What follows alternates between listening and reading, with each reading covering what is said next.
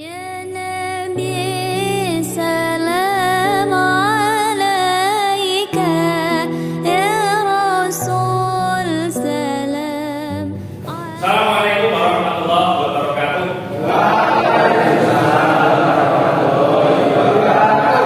Oke, apa kabar anak-anak sekalian? Alhamdulillah, luar biasa.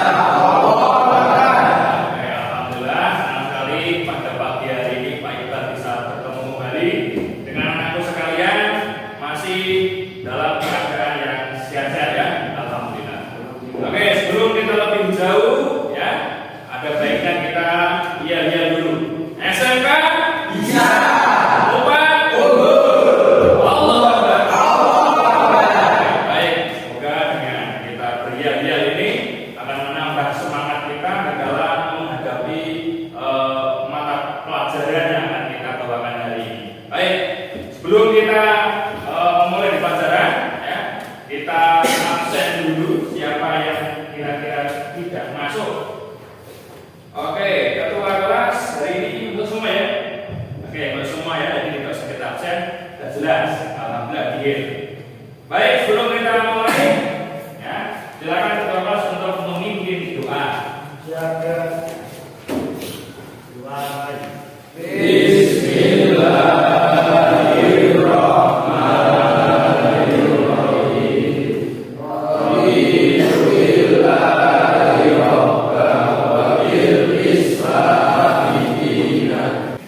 Ya sekalian, pada pertemuan kali ini kita masuk kepada materi yang baru ya, materi baru yaitu berkenaan dengan yang namanya apa? Pernikahan dalam Islam. Pernikahan dalam Islam. Materi ini merupakan materi yang cukup menarik ya. Kenapa menarik? Karena tentu kamu mesti punya keinginan besok ya, mesti pengen menikah. Ya kok enggak? Ya. Pembelajaran kali ini ya, memiliki yang namanya tujuan. Ya. Apa tujuannya? Yaitu yang pertama, diharapkan nanti kalian akan mengetahui ya, apa itu pengertian dari pernikahan. Tentunya dengan baik dan benar. Pernikahan itu apa sih? Kamu harus tahu artinya. Kemudian yang kedua, ya, kamu nanti bisa menjelaskan dalil-dalil tentang pernikahan. Dalilnya apa Pak? Nah, nanti kamu harus tahu. Ya. Yang ketiga adalah menganalisis tujuan hikmah pernikahan dalam Islam dengan benar. Kemudian juga mengetahui hukum pernikahan dengan benar dan juga mengetahui. Oke, nah sekalian. Jadi yang pertama kita bahas dulu apa itu pengertian dari nikah. Pengertian nikah. Pengertian nikah. Nikah apa? Nikah itu punya pengertian secara bahasa. Secara bahasa, nikah adalah apa? Membangun sebuah rumah tangga. Mengumpulkan, menggabungkan dan menjodoh. Nah, itu pernikahan dalam segi bahasa. Kemudian dalam segi istilah, nikah itu berarti melakukan suatu akad atau perjanjian untuk mengikatkan diri antara laki-laki dan juga perempuan serta menghalalkan hubungan kelamin ya antara keduanya dengan dasar sukarela ya, yang jelas ini merupakan hubungan yang halal dan juga baik ya. Paham ya? Jadi pernikahan itu adalah sebuah hal yang dilakukan oleh dua orang laki-laki perempuan ya, secara sah, legal dan halal secara agama Islam. Ya, nah sekalian, yang berikutnya adalah kita akan mengetahui yang namanya dalil pernikahan. Ya, yaitu adalah surat An-Nur ayat yang ke-21. Ya, coba Mas Itkon dibaca dalilnya yang keras. Bismillahirrahmanirrahim. Wa min ayatihi an khalaqalakum min anfusikum azwajan litaskunu ilaiha wa ja'ala sekarang artinya dibaca Mas Malik. Artinya, dan di antara tanda-tanda kekuasaannya lelah dia menciptakan untukmu istri-istri dan jenismu sendiri, supaya kamu cenderung dari dan merasa tentram kepadanya. Sesungguhnya pada yang demikian itu benar-benar terdapat tanda-tanda bagi kaum yang terakhir. Surat Ar-Rum ayat 21. Oke, terima kasih. Jadi berikutnya yang akan kita bahas adalah tujuan menikah. Apa tujuan menikah? Tentu di dalam pernikahan kita tidak kemudian yang penting menikah, harus punya tujuan. Ya. Orang yang penting menikah ya, yang penting dapat jodoh Pak, tidak betul itu. Harus punya tujuan yang spesifik. Ya. Tidak asal menikah. Apa tujuannya? Untuk memperoleh rasa cinta dan kasih sayang. Ya. Siapa sih orang yang tidak suka dicintai? Siapa yang tidak suka disayangi? Tentu sayangi, cintai itu hal yang mesti kita itu inginkan, ya. Mesti diinginkan. Makanya kita harus memiliki atau memperoleh cinta dan kasih sayang. Ya. Apa ya itu? Itu wajah bainakum mawaddah rahmah, dan jadikannya di antaramu rasa kasih dan sayang. Dan yang kedua adalah untuk memperoleh ketenangan hidup. Siapa sih orang yang tidak ingin tenang hidupnya? Tentu ketenangan adalah suatu hal yang diinginkan semua orang. Ya. Wa min ayatihi an khalaqalakum min anfusikum azwajan litaskunu ilaiha. Ya. Dan di antara tanda-tanda kekuasaannya ialah dia menciptakan untukmu pasangan dari jenismu supaya kamu cenderung merasa tenang. Berikutnya, untuk memenuhi kebutuhan biologis atau seksual secara sah dan juga diridhoi Allah. Nah ini, kenapa? Karena manusia itu dikaruniai oleh Allah apa? Nafsu. Maka penting bagi manusia itu untuk menyalurkan nafsu itu, baik itu nafsu makan, nafsu tidur, nafsu berhubungan, suami dan sebagainya. Makanya dengan menikah maka hal itu akan tersalurkan. Yang keempat, untuk memperoleh keturunan yang sah, ya, dalam masyarakat. Apakah ada keturunan yang tidak sah, Pak? Ya barangkali ada. Ya. Maka dengan menikah akan menjadikan anak itu sah, ya, atau legal. Yang berikutnya kelima adalah untuk mewujudkan keluarga yang bahagia di dunia, bahagia di akhirat. Kemudian yang berikutnya, hukum menikah. Hukum menikah. Oke, hukum menikah yang pertama, hukumnya adalah sunnah. Sunnah, ya. Apa hukum yang sunnah itu? Yaitu apa? Bagi yang ingin menikah, mampu menikah, dan mampu pula mengendalikan diri dari perzinahan, ya, walaupun tidak segera menikah. Nah, di sini artinya apa? Bahwa orang yang memiliki hukum sunnah ini dalam menikah, ini artinya dia itu ya siap menikah, ya, tetapi tidak tergesa-gesa. Ya, jadi dia itu siap tapi masih bisa menahan. Ini sunnah, gitu ya. Jadi kalau dia kemudian bisa menahan, tapi kok ada peluang ada menikah, ya udah apa-apa, itu malah bagus. Yang kedua adalah apa? Hukumnya wajib. Adalah bagi yang ingin menikah, mampu menikah, dan ia khawatir kalau berbuat zina jika tidak segera menikah. Ini wajib. Berarti mesti ingin menikah, siap menikah. Nah, ini dan dia itu khawatir kalau orang sudah berani menikah itu bisa menjadi malah berzina. Makanya dia khawatir kudu segera, jangan lama-lama. Yang berikutnya yaitu makruh. Apa itu makruh?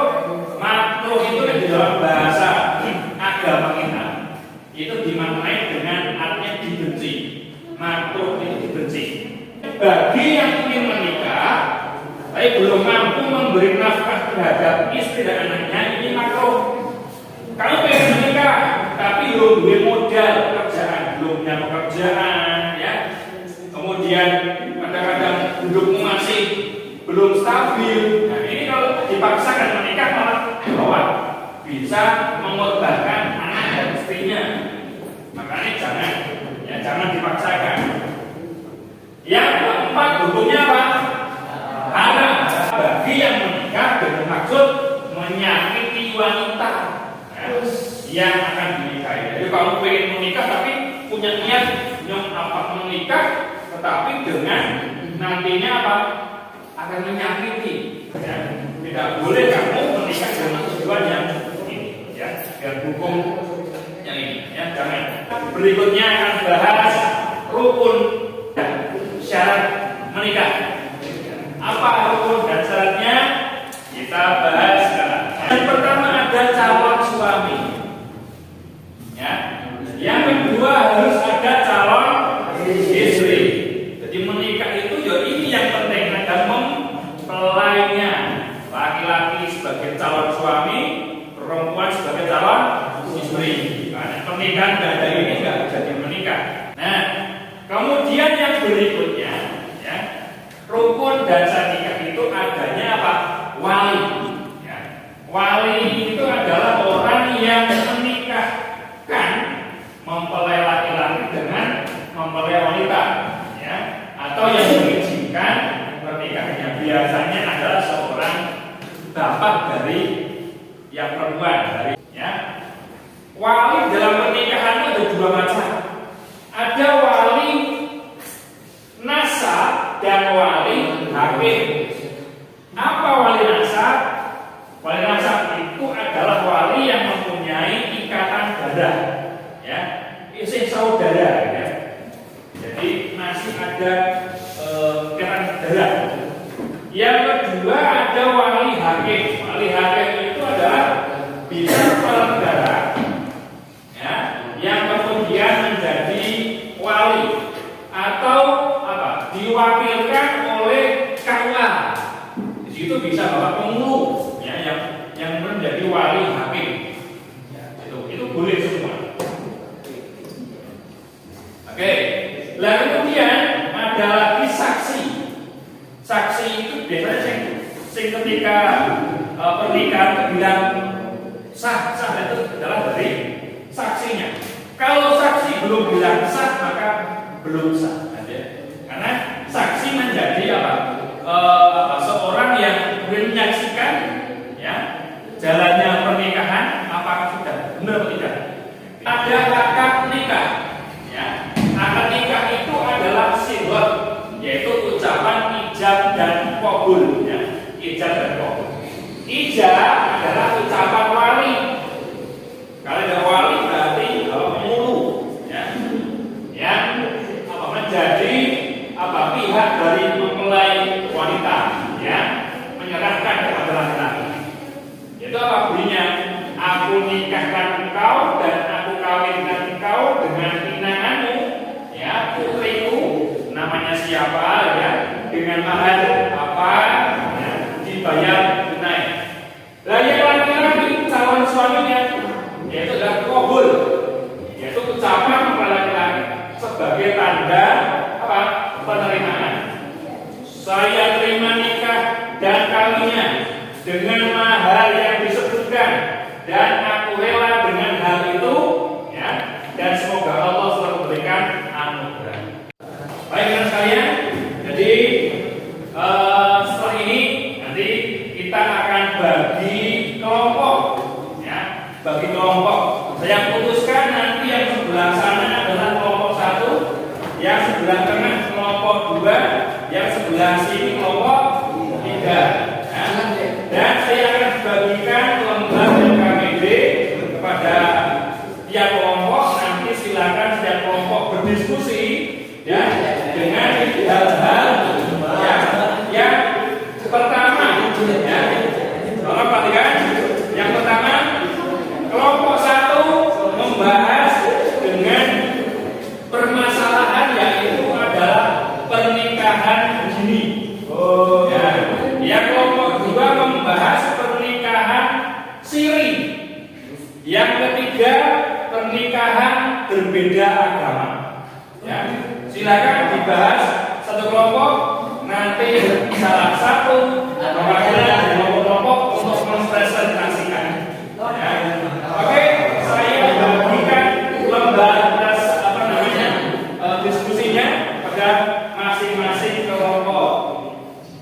bawah.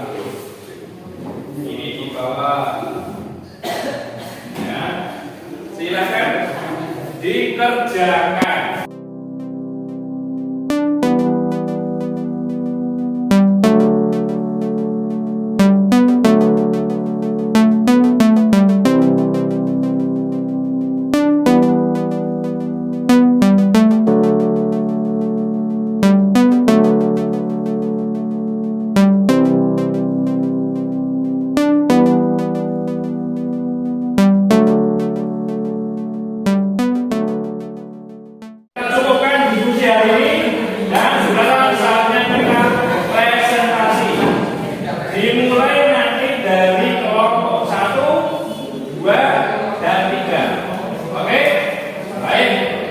Assalamualaikum, saya dari kelompok 1 ingin mempresentasikan dampak-dampak pernikahan ini. 1. Tentang terhadap masalah ekonomi. 2. Tentang terhadap masalah reproduksi. 3. Menutup banyak kesempatan yang mungkin bisa diraih. 4. Mempermasalah psikologis yang mungkin terjadi. 5. Resiko kesehatan bagi bayi. 6. Kesulitan dalam membesarkan anak. 7. Resiko terjadinya perceraian yang tinggi. Sekian dari saya. Kurang lebihnya mohon maaf. Wassalamualaikum warahmatullahi wabarakatuh. Waalaikumsalam. Ya, bagus. Oke, dari kelompok 1 tadi, adakah yang mungkin nggak setuju? Ya, nggak ada ya. Sepakat Pak ya? Oke, beri tepuk tangan meriah. Yuk. Waalaikumsalam warahmatullahi wabarakatuh.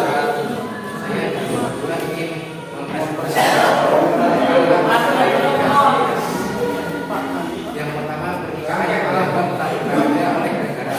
Yang kedua, Assalamualaikum warahmatullahi wabarakatuh. Waalaikumsalam warahmatullahi wabarakatuh. Saya menghubungkan dampak-dampak nikah beda agama.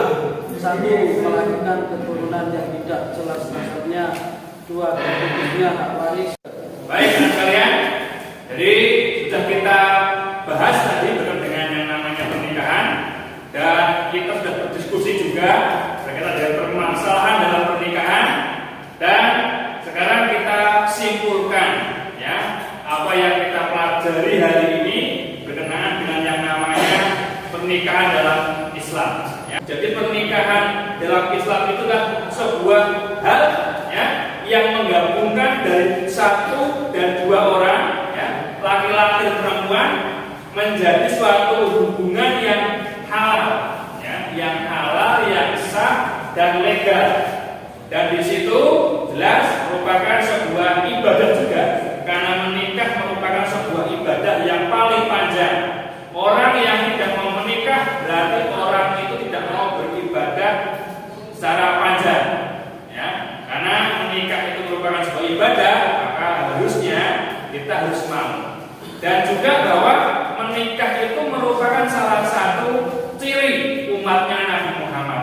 Jadi kalau kita tidak mau menikah berarti kita bukan umatnya Nabi Muhammad.